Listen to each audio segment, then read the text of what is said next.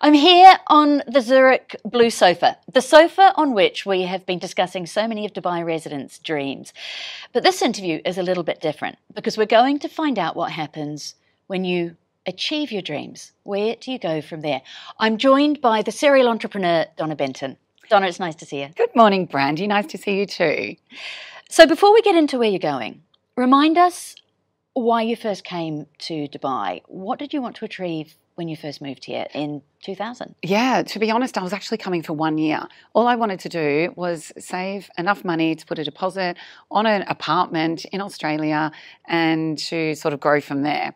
1 year has turned into 24 years and I started my own company 6 months coming into Dubai. And growing up, I always knew I wanted to have my own company. I just didn't really know what at that time. And basically, it was where I fell in love with Dubai and really probably started my career. And of course, that first company was The Entertainer. It is a Dubai household name. You built it, you've sold bits of it more than once, and now you have returned to it. So we've been asking people on the Zurich Blue Sofa about moving towards their dreams. But what does it feel like when you actually hit one? It feels pretty awesome.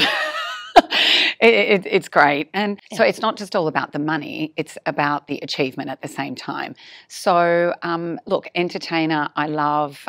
It's my commercial baby. You know, you grow something from its embryonic stages to adulthood. And then I went off and I always say I had a gap year for 4 years and started some other businesses. And now I'm back again. But it's not for the money. Okay, let's talk about the pressure though. Elizabeth Gilbert gave a famous TED talk about what it's like very young to effectively have a huge success and worry that your greatest hit is behind you. Did you feel pressure post-Entertainer to knock something else out the park? To be honest, that's fair. I did a little bit. I thought, what am I going to do next to actually top what I've already done? Because what I think, not just myself, I had a team, you know, they're your human capital, but how can I top that?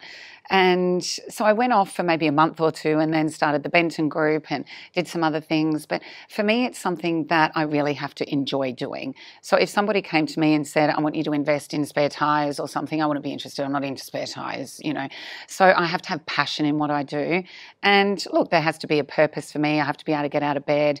And obviously the EBITDA and the bottom line has to work as well. You're not in business to break even, but you're in it also to enjoy and have fun. What did you learn from The Entertainer, the first round, because of course you've come back for a second, that you took into the businesses under the Benton Group, the clothing, the swimwear and the hospitality? Yeah, look, I think I'd learnt a lot with Entertainer. I was Entertainer for 17 years, whether it's financial, company culture, speed, go-to-market. There's so much that you can do. And selling Entertainer gave me that platform to be able to move quite fast into the other areas. But saying that, when I started the Benton Group, I wanted to invest in companies and sort of run a portfolio.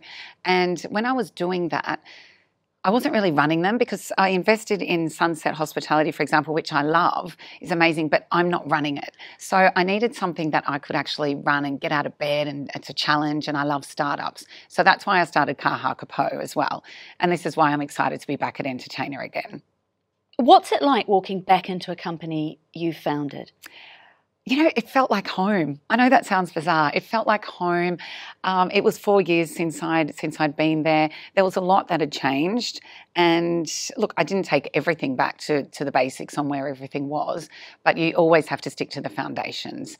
So yeah, it actually felt really good and it felt right. That's probably how I'd say. It didn't feel weird. It felt right. What's been the hardest bit?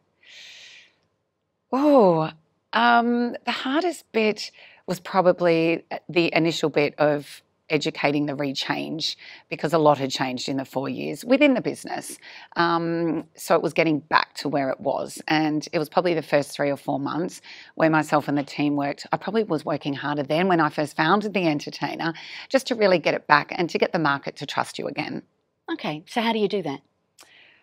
Hard work, determination, communication, getting out there, grit. Also, the biggest thing is what you say is you have to deliver.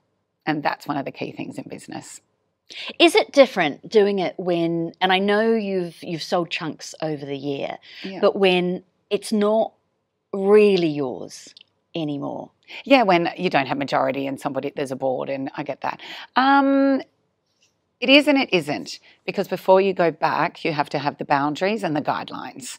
And I'm very big on everything in writing at the same time. So if you know what you're going into, then everything is very clear. Have you learnt to, because I know you're a good negotiator. As you are too, Brandy. And I know that you've negotiated very hard. You've advocated very hard for yourself when you have sold parts of the entertainer. Yeah. How has that educated what you've done going back in?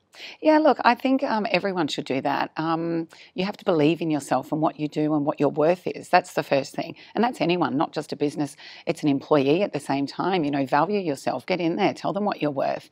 And I did exactly that going back. And it was that simple. Both parties have to be happy. My shareholders have to be happy with me going back with what I've asked for, and I need to be happy with going back as well. How long's your tenure there for as a CEO? How long will you be there? Sky's the limit, Brandy. Definitely minimum 3 years. And then we've got options. We might exit, we might IPO, which is really new to me. So that would be an amazing journey for me to be able to do an IPO. But it'll definitely be like 3-4 years. I'm stuck there for that time. Not stuck. They've got me there. Everyone's got me there for that amount of time. Tell me about those IPO discussions, because that's interesting. Yeah, that's very, very early stages at the moment, but that's an option that we might do. So that might be one for later that I can let you know about. And on the side, because you've still got your other businesses, what do you still want to do? What is in the second, third and fourth acts for Donna? Oh, gosh, I don't think I've stopped yet. So there's so many more things that I would love to achieve still. Probably too many for this conversation, but yeah, there's still a lot. I'd love to own a little boutique hotel for myself and put some restaurants and spa, etc. in it. I'm not sure which country yet. I do love property at the same time. Yeah, there's lots of different things. I have learned a lot in retail at the same time.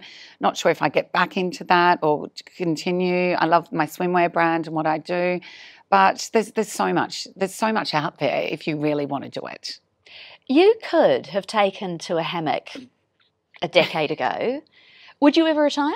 Never say never, but I'd always have to do something. I would slow down, certainly when my kids are older and they're at university, because family is really important to me and they're my number one priority. But I would slow down, but I wouldn't 100% retire.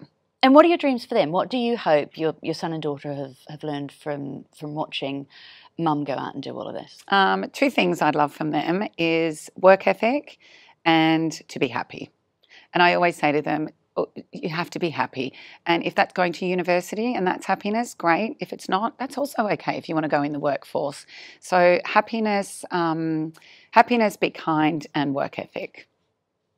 Donna Benton, thank you very much. Thank you, Brandy.